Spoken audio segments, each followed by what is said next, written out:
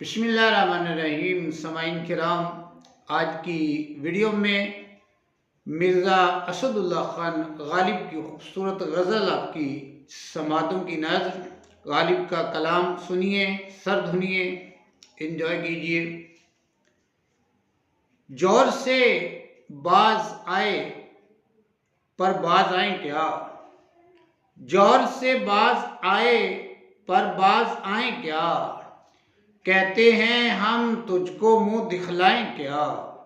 रात दिन गर्दिश में है सात आसमां, हो रहेगा कुछ ना कुछ घबराएं क्या। लाग हो तो उसको हम समझें लगाओ, लाग हो तो उसको हम समझें लगाओ, जब न हो कुछ भी तो धोखा खाएं क्या।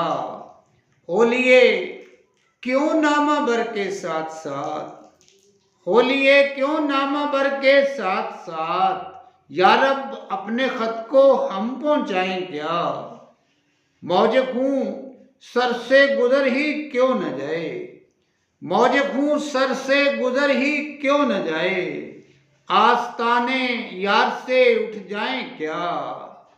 उम्र भर देखा किया मरने की राह, उम्र भर देखा किया मरने की राह, मर गए पर देखिए दिखलाएं क्या।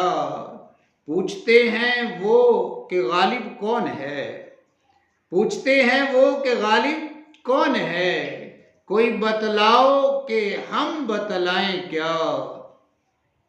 दो और शेर मिर्ज़ा असदुल्ला खान गालिब के बड़े खूबसूरत अशार हैं, लफ्ज़ों से प्यार करने वालों के लिए हैं।